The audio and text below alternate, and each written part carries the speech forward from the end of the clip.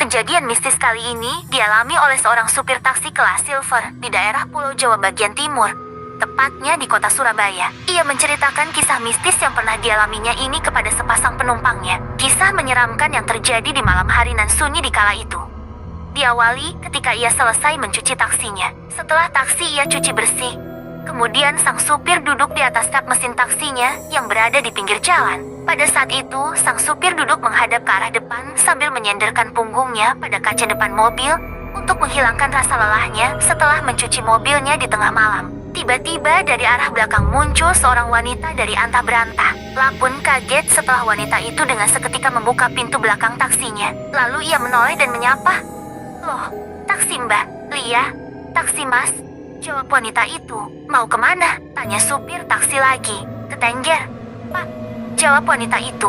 Perlu diketahui bahwa Tengger yang dimaksud bukan daerah pegunungan Tengger di Jawa Timur, melainkan Tengger adalah nama sebuah perumahan di daerah Manukan. Menurut sang supir, jarak dari lokasi tempat wanita itu mulai naik ke daerah Tengger hanya sekitar 4 km. Sang supir pun lalu menyanggupinya.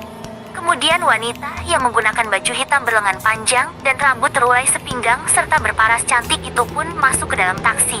Mengingat daerah itu jarang dilewati mobil di kala malam, maka saat di dalam taksi, supir itu pun penasaran dan menanyakan, "Loh, Mbak tadi kesini naik apa?" Wanita misterius yang sedang duduk persis di belakang supir itu pun hanya terdiam alias tak menjawab. Tak lama kemudian, supir taksi mulai mencium bau parfum yang sangat menyengat. Bau bunga jelasnya. Begitu menyengatnya bau parfum yang ia cium, hingga supir taksi itu pun menyanyikan lagi kepada wanita yang selalu diam itu. "Parfum apa ini?" tanya sang supir taksi. Namun untuk kedua kalinya, wanita itu pun tak menjawab pertanyaan sang supir. Setelah beberapa waktu berselang, sampailah taksi itu di sebuah perumahan di daerah Tengger seperti yang dimaksud. Saat berada di depan rumahnya, kemudian wanita misterius itu membayar biaya taksinya dan keluar dari mobil.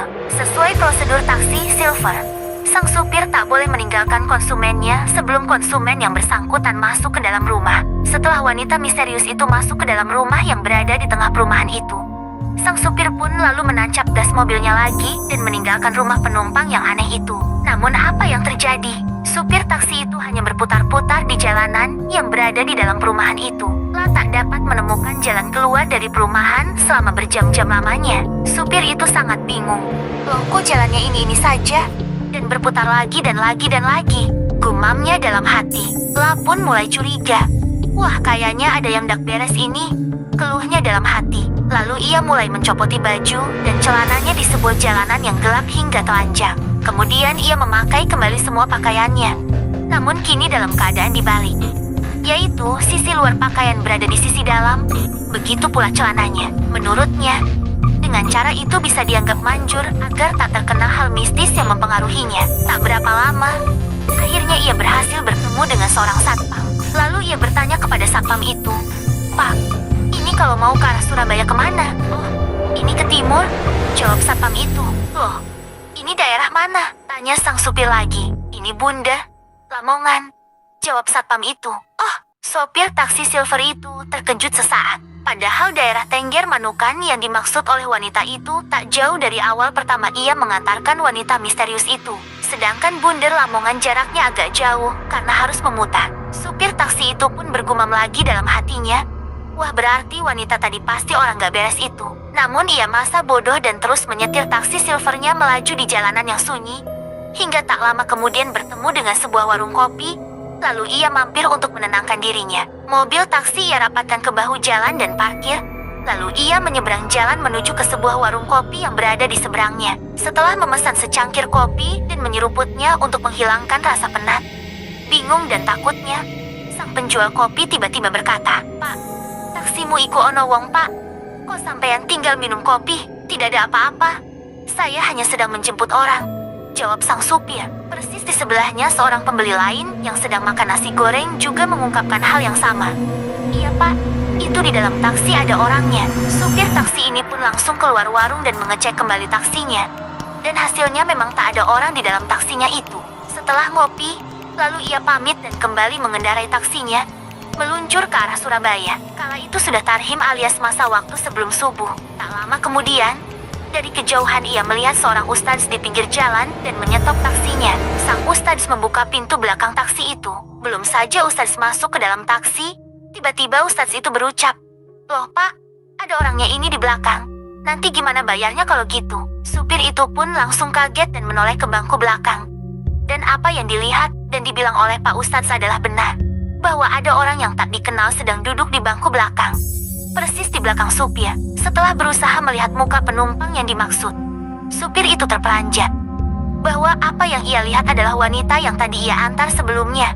Sang wanita misterius itu. Seketika kaki sang supir lemas hingga kopling dan gas yang ia injak tak stabil dan mesin seketika mati. Supir itu menceritakan bahwa saat itu ia gemetaran sekali. "Saya gemetaran gak karo-karoan pak, sampai terkencing-kencing," cerita supir itu kepada kedua penumpangnya itu. Pak Ustadz pun merasakan ada suasana yang tidak beres. Lalu ia bertanya kepada wanita misterius yang sedang duduk di kursi belakang, "Ngapain kok kamu ikut terus?" "Dari mana aja?" tanya Pak Ustadz kepada wanita itu. Supir taksi itu menggambarkan saat menceritakan kejadian ini, bahwa apa yang kini terjadi dan ia lihat mirip seperti dunia lain. Sebuah acara mistis di sebuah televisi swasta. Kemudian wanita itu menjawab, "Ini orangnya baik kok. Ya gak apa-apa toh aku ikut," jawab wanita berambut panjang itu. Lalu wanita itu disuruh pindah oleh Ustadz. Tapi ia tidak mau. "Tapi ini kan bukan duniamu." Ustadz itu menerangkan kepada wanita misterius itu, "Pokoknya aku mau ikut," jawab wanita itu. "Pokoknya aku ikut. Hendak lama paling 2 bulan," tambah wanita itu. Terusan cerita ini tak dijelaskan oleh supir. Apa yang terjadi setelah kejadian terakhir ini? Bagaimana nasib Ustadz yang menyetop taksinya? Apa ia tetap ikut taksi itu atau tidak? Apa maksud wanita itu ikut kepada sang supir taksi selama 2 bulan? Dan dalam bentuk apa wanita misterius itu ikut? Dan kapan wanita itu meninggalkan sang supir taksi yang polos ini?